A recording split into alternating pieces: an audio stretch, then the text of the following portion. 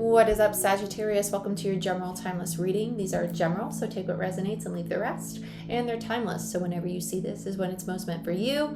And this is for Sag, Sun, Moon, Rising, Venus, and Jupiter placements. I'm going to be using Crystal Visions and Witches Tarot for your reading today. And let's get into it. Show me what I most need to see for Sagittarius, please, Spirit. Show me what I most need to see for Sagittarius. Show me what I most need to see for Sagittarius. The Emperor. Okay. Taking charge, I see. Taking no shit today. He said, I got things to do. I'm sorry, I have things to do. Please don't interrupt me. I only have 10 minutes of time for this reading today, so make it snappy. Okay, I heard you. Yep, Nine of Pentacles. You don't have... Wow, okay. Yeah, Nine of Pentacles is someone who's very stable, very secure. They are definitely in a builder mode with the Emperor. The Emperor is the provider. It's also the father in tarot. It's someone who basically looks over the entire kingdom. With the Ten of Swords, Queen of Swords, and the King of Cups, Six of Cups, and Death. Three of Pentacles, Two of Cups. Whoa, okay. You have a lot going on right now. Okay. You're very focused on your personal freedom. One, you refuse to go backwards with the Ten of Swords in reverse. You recognize that you're dealing with somebody that is very much so stuck in old energies and still perceives you as the King of Cups, when really you've evolved into the Emperor energy, but you have this mentality of like, I can't change how you perceive me, right? They're a Queen of Swords. They see you as the King of Cups. Even though you're a really strong soulmate connection, you realize that's going through this transformation with the Death card there. And with the Three of Pentacles, it's just going to take some work, some collaboration, because all we can do when we've evolved to a higher state of consciousness is to just keep showing up as that new frequency, the Emperor, over and over again until we align with one another at that new frequency, right? We either align with one another and they evolve into an Empress, or we part ways. Right? Looks like you're heading into alignment, though, with the Two of Cups, which is really, really nice. Six of Wands in reverse. It's because the old ways were not working. This is a past energy. This is old energy. Okay? You're not even seeking recognition either. You're just kind of like, oh, okay. You don't got to see me as an Emperor right now. Because the Six of Wands is the card of recognition. You're not, like, begging them to recognize you as the Emperor. You're just kind of like, I'll just keep showing up every day as my boss-ass self, and eventually you're just gonna see it. I don't care if you do or don't right now. I'm just gonna be me. And this new version of me, it's pretty awesome. Let's look at the Six of Wands. Yeah, the Magician. There's your personal power. Moon in reverse and the Three of Cups. You're kind of like, I'm gonna show up as me every day because I know this is my true self. The Moon, the clarity, seeing very clearly that you're in your personal power, even if your friends and family and your soul tribe don't recognize it. Cool, got that out of the way. Three of Wands. So there's opportunities coming in for you. This feels like you're drawing in your own, like, you're finally in the understanding. I say finally because as a collective, not just Sag energy, we're moving out of really, really very codependent energy, realizing that just because I'm in a relationship doesn't mean that, oh, you're my world. No, like, I have my world, you have your world, and our worlds go side by side, and that's a beautiful thing, right? That's awesome. You're realizing that your world is evolving and you're attracting the things in your world that are meant for you. So when you say your manifestations, you're like, I am abundant, I am successful, and you're visualizing yourself, right? Just because you have a partner doesn't mean that every manifestation you have to visualize it with your partner, right? You're allowed to visualize your own life, because if they're meant to be in your life, they're going to be there with you. That's okay. It's okay. These expectations, right? Let them go. These feeling of obligations just because your emotions, like, whew. You're learning detachment. You're learning that. You're learning honoring self and meeting your own needs. You're learning just to flow with energy. It's a nice thing. And that's why you're embodying this Emperor energy. Let's look at the Emperor. That's her completion. Ten of Swords. I thought that was weird. Completion and totality was the other word. I was like, what's going on here? Totality and completion. Ten of Swords.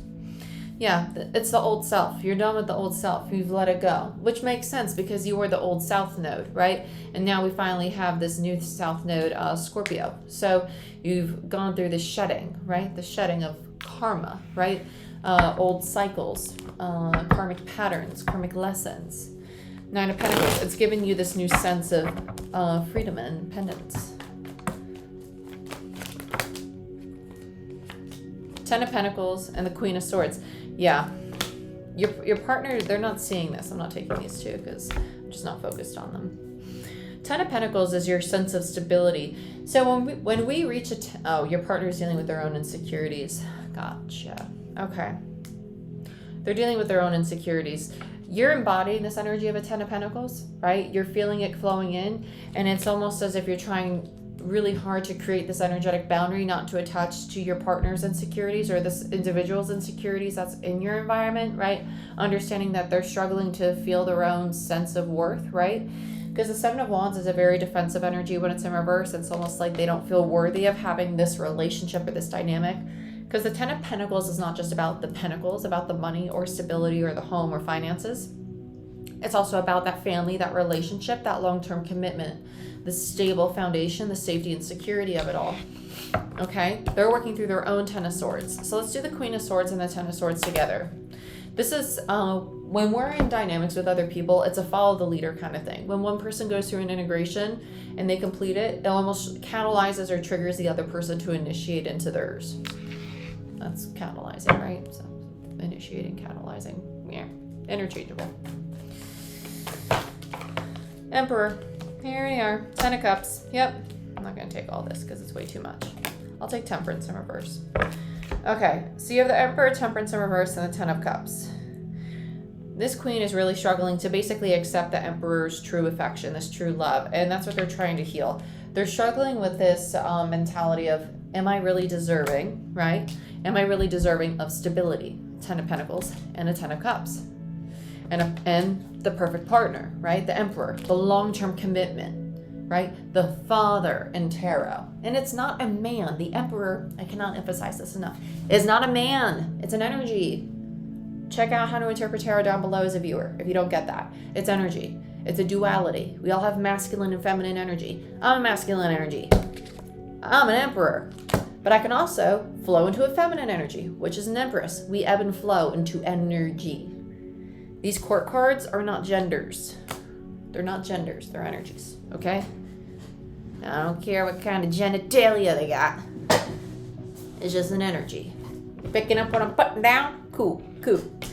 Anyway, they're needing to heal this perception that they have of accepting love and stability from another individual because they have this limiting belief that's associated with the Ten of Swords, like love is scary or success comes with failure, right? And eventually I'm going to lose it all, or I'm going to be betrayed or abandoned or rejected, right? It's limiting beliefs. That's what they're breaking down. So let's look at this King of Cups. This is a different individual in the past, is actually what I just heard.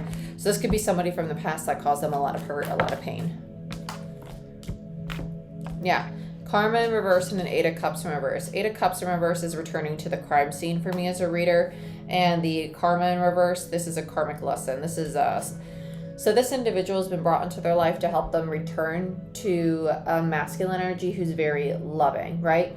So this Emperor is showing up as this person in a new form, right? Different person, same energy, okay? To help them close out this karmic lesson that they didn't learn, to accept love.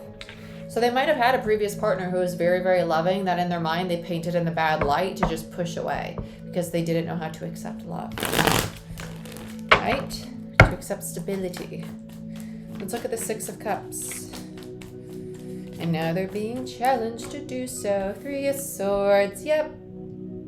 Person from the past was brought to help them heal. And now they're coming back. Ta-da! Cool. Let's look at Death. Ace of Pentacles, Queen of Pentacles, Six of Cups in reverse, and the Queen of Wands. Yeah.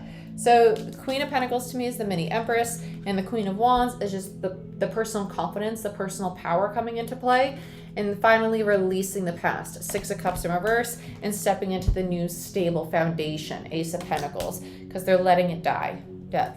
Okay? Let's look at this Three of Pentacles.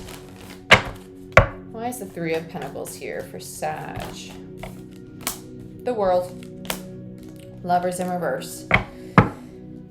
They stop having this mentality of all relationships are going to fail, and they start to fall into, okay, I can really lean on my person. Like, I can really accept help from other people. Like, I can work with them. I don't have to push them away. They're not here to hurt me. They're not here to harm me, right? Let's look at the Two of Cups.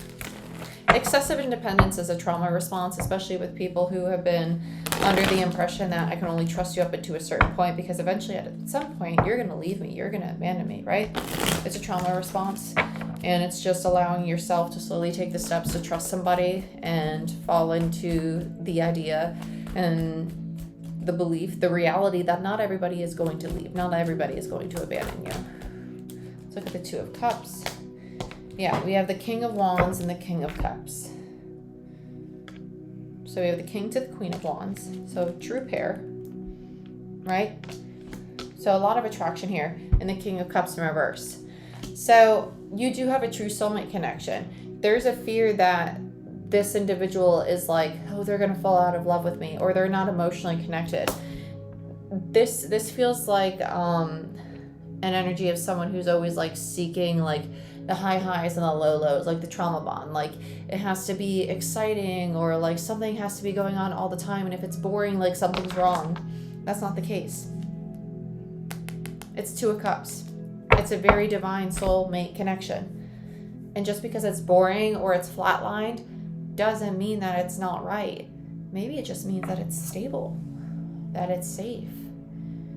And maybe you just need to acclimate to a different energy than the chaos and conflict and up and down roller coaster that you've been so accustomed to, which was traumatic. It put your nervous system through absolute fucking chaos. Right? Right. Okay. So check out the Holistic Psychologist if you want to learn about like the fight or flight response, or to see if like you disassociate and things like that.